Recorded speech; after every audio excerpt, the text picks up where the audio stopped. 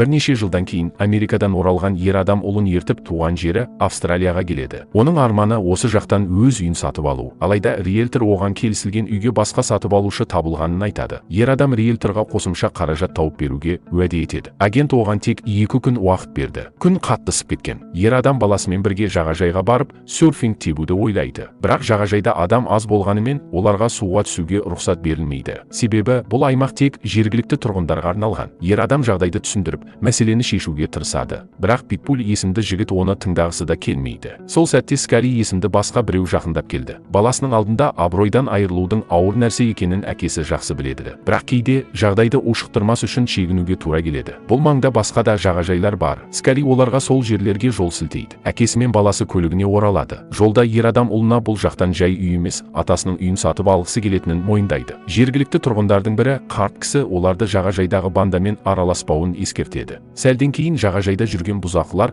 бұл қартты мазақ етіп жүр екен. Серфер оған көмектескісі келсе де батылы жетпейді. Шпана тағы бір мәрте бұл жағажай тек өздеріне арналған, бөтендерге орын жоқ деп ескертеді. Кешке қарай әйелі Хелен қоңырау шалып, олардың қайда кеткенін сұрайды. Олар екеуі көптен бері бірге тұрмайды. Әйелі серферден ажырасу туралы құжатқа қол қоюды талап етеді. Себебі ол басқа адамнан бала күтіп жүр екен. Ер адам сөз таба алмай қалады. Бүкіл өмірі құлап жатқандай. Тіпті өзі ең жақсы күндерін өткізген жағажайда енді бір топ шпананың иелігіне өткен. Кешке қарай жағажайға көп адам келе бастайды. Пицца жеткізуші бұзақыларға тамақ алып келді. Серфер бір пиццаны $100 сатып алады. Бірақ әжетханаға барып келгенде пиццасы бүлінгенін және серфинг тақтасының ұрланғанын байқайды. Сөйтіп ол шпанаға барып тақтасын қайтаруды талап етеді. Питбуль бір блондин жігітті серферге қарсы айдап салады. Бірақ серфердің күш-жігері оған жетіп қарсыласын жеңеді. Соған қарамастан бұзақылар тақтаны қайтаруға көнбейді. Серфер көлігіне барып полиция шақыруға мәжбүр болады. Келесі күн туады. Жағажайға бір полицей келді. Ол серферден күте тұруды сұрап, өзі бұзақыларға қарай беттейді. Серфер олардың бір-бірімен таныс екенін бірден түсінеді. Ол кәрі шалмен бинокль айырбастап алады. Шал әңгіме қозғайды. Оның ұлы кезінде керемет серфер болған, бірақ осы топқа қосылып кеткен. Уақыт өте келе олар ұлын өлтіріп тынған. Кейін иті жоғалғанда да осы банданың іс-әрекеті екенін бірден түсіндім дейді. Енді ол кек алу сәтін күтіп жүр екен. Полиция серферге көмектесудің орнына бұзақыларды қолдап шығады. Серфер не болып жатқанын түсіне алмай, сілейіп қалады. Көлікке қайтып келе жатып, полицей оған Скальдың отбасы бұл ауданға үлкен қаржы құйғанын айтып, енді олардың қалағанын істеуге құқығы бар екенін меңзейді. Мұнда бөгде адамдарға орын жоқ. Ер адам бұл жерден кетуі керек. Ол кеткісі-ақ келеді. Бірақ көлігінің аккумуляторы отырып қалған. Ал жағажай болса, әлі де өзіне тартып тұрғандай. Серфер әжетханаға кіріп, аяқ киімін шешіп, ісін жасауға тырысады. Сол сәтте бір ер адам бірдеңе тығып жатқанына куә болады. Әлгі адам кетіп бара жатып, енді бұл жердің қожайыны меңдейді. Артынан серфердің аяқ киімі жоғалып кеткенін байқайды. Серфер аяқ киімсіз далаға шығуға мәжбүр болады. Черт! Ол жараларын жуып жатқанда қарсы тұрған көлікке бір қыз жақындап келеді. Қыз оған аккумуляторын қуаттап беруге келіседі, бірақ суретке түсуді өтінеді. Серфер онымен аз-кем әңгімелеседі. Бұрын ол жазушы болғанын, серфинг жайлы кітаптар жазып, әлемнің түкпір-түкпірінде тақтаға тұрғанын айтып береді. Бір кездері осы аймаққа тұрақтаймыз деп жарына уәде берген екен. Қазір оған тек туған үйін сатып алу ғана қалып отыр. Көліктен зарядталғанын білдіретін дыбыс естілді. Енді серфер салқындатқышты қосып, сәл дем ала алады. Сол сәтте Скаль мен оның шпанасының өмірін сырттай бақылай бастайды. Бірақ телефоны да отырып қалды. Ол кафеге барып, бірдеңе сатып алғысы келгендей кейіп танытады. Алайда телефоны сөнген. Қызметкерлерден телефонын қуаттауға рұқсат сұрайды. Сосын тауарды төлеймін дейді. Бариста жігіт кепіл ретінде қол сағатын қалдыруды талап етеді. Серфер таң қалып, телефонды кепілдікке қалдырып жатқанын түсіндіреді. Оның үстіне бұл сағат марқұм әкесінің сыйлығы. Бірақ басқа амалы жоқ, сағатын береді. Артында тұрған ер адам кенет оған кофе төгіп жібереді. Кофе тек жергіліктілерге деп айқайлайды. Бірнеше минуттан соң тұраққа бір ерлі зайыпты келеді. Серфер олардың жергілікті ме екенін сұрайды. Олар Франциядан келген туристер болып шықты. Жағажай туралы ештеңе білмейді. Серфердің кейпіне қарап, оны үйсіз жан деп ойлап, тамақ ұсынбақ болады. Бірақ серфер бас тартады. Француздар жағажайға түсіп үлгермей жатып, шпаналар оларды сабап тастайды. Сол сәтте серфер қараса, бариста оның сағаты мен телефонымен бірге кетіп алыпты. Сәті түсіп көлігінде қалған ескі тиынды тауып алады. Сол арқылы таксофоннан қоңырау шалады. Хатшыдан таксофон нөмірін жазып алуын сұрап, брокер босайтын кезде сол нөмірге қоңырау шалуды өтінеді. Хатшы келесі күннің таңғы 9-да байланысамыз деп уәде береді. Шпана серфердің оларға қарап тұрғанын байқап, мазақ ете бастайды. Кеш түскенде серфер қару алып, жағажайға түседі. Ол бандыға жаңадан қосылған жігітке клейма қойып жатқан сәтке куә болады. Бұл таңба олардың барлығында бар екен. Сол сәтті пайдаланып, серфер ұрланған тақтасын қайтармақ болады. Бірақ үстінен ит шабады. Шу көтеріліп, бүкіл банда оны байқап қояды. Серфер орманға қашып барып тығылады. Таң атқанша сонда жатады. Ал бұл уақытта бұзақылар оның көлігін алып кетті.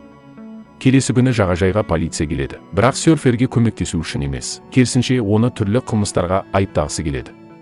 Серфер оның көлігін ұрлап кеткен, ал мына тұрған көлік өзінікі емес деп түсіндіреді. Полицей оны бөлімшеге апарғысы келеді. Серфер бұны заңсыз деп есептейді. Бірақ полицей оны өтірік полицияға дабыл беретін қаңғыбас деп санайды. Бұл тұтқындау емес дейді ол. Керісінше көмектескім келеді деп тіпті таңғы ас ұсынбақ болады. Бірақ серфер одан бас тартады. Араға біраз уақыт салып, жағажайға риэлтор келеді. Ол серферді танымайтын адам сияқты түр жасайды. Серфер оған сатып алу мәмілесін соңына дейін жеткізетінін айтады. Ол қайтадан кафе жаққа барып, баристаның өз сағатын тағып жүргенін көреді. Отдай мне часы! Спокойно.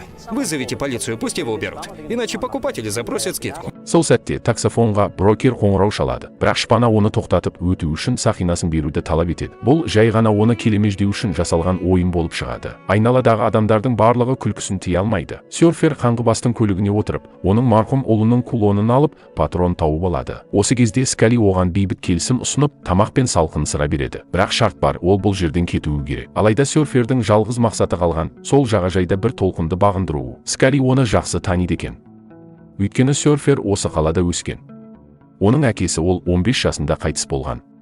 Серфер бұл жай ғана қайғылы оқиға дейді, бірақ Скали оны өтірік деп санайды. Ол серфердің қазір қоқыс арасында күн кешіп жүргеніне қынжылады. Серфер болса отбасы үшін үй алуға бел буғанын айтады. Скали одан неке жүзігін көрсетуді сұрайды. Ол да кезінде отбасы болғанын, бірақ бәрінен айырылғанын мойындайды. Қазір ол да қаңғыбас. Егер тамақтан бас тартса, Скали оны өзі жейтінін айтып, қолындағы тағамды алып кетеді. Келесі күні серфер, анау шал не жасырып еді деп ойланып, қаптың ішінен ескі револьвер тауып алады. Аштық шектен шығып, оны қоқысты ақтаруға және шалшықтан су ішуге мәжбүр етеді. Бірақ оған нағыз дәмді ас майлы егеу құйрық болып шығады. Тұрақта серфер айналадағы адамдардан телефон сұрап, үй сатып алып, отбасы үшін әдемі кешкі ас ұйымдастырғысы келетінін айтады. Алайда көпшілік қаңғыбаспен сөйлескісі келмейді. Кенет ол өз суреттері сақталған фотографты кездестіреді. Сол сәтте серфер өзін есінен ауыспағанына қуанғандай болады. Жымиып, брокерге қоңырау шалады. Бірақ қажет соманы жинай алмағандықтан үй сатып алу мүмкін болмайды. Серферді ашуға булығады. Ол сатылат деген тақтайшаны жұлып алып, бас көзге қарамай ұрып соға бастайды. Бірінші болып кофе ішкішке тап береді. Оған круассанның орнына егеу құйрық жегізеді. Я местный! А ты свали с моего пляжа! Банда оның күшіне таң қалып, оны бандаға қабылдау рәсімін өткізеді. Оның таяқ жегізген жігіті банкте лауазымды қызметкер екен. Енді ол серферге ақша тауып беруге уәде береді. Жаңа күн туады. Серфер қаңғыбас шалдың ұлы туралы сұрайды. Скали оның ұлының бір қызбен жақын араласқанын, кейін онымен ұрсысып, ешкім жоқ жаққа кетіп, сол жерде көз жұмғанын айтып береді. Әкесі оны сол өлімге Скали себеп болды деп ойлайды. Бірақ Скали еш кінәсі жоқ екенін айтады. Банданың толық мүшесі болу үшін серфер қаңғыбастың көлігін өртеп жіберуі керек. Добро пожаловать. Да! Осы сәтте жағажайға серфердің ұлы келеді. Скали бұрынғы қателіктер үшін кешірім сұрайды. Енді бәрі артта қалды дейді. Әкесі енді банда мүшесі және жақында өз армандаған үйін сатып алады. Кенет ашулы қаңғыбас шал қолында қызыл пакетпен пайда болады. Серфер мұның ішінде тапанша барын түсініп, ұлын алып кетуге тырысады. Қаңғыбас банданы тізерлетіп, оларды өз айтқанына көндіреді. Соңында жағажайда тек Скали, серфер және оның ұлы қалады. Серфер қаңғыбасқа ұлының кулонын қайтарады. Осы адал әрекет үшін оған кетуге рұқсат беріледі. Ал Скали өз қағидаларынан ешқашан бас тартпаған адам болғандықтан сол үшін өмірімен қоштасады. Осылайша фильм аяқталады. Видеоға лайк басып, пікір қалдырып, каналға жазылуды ұмытпаңыздар. Келесі кездескенше.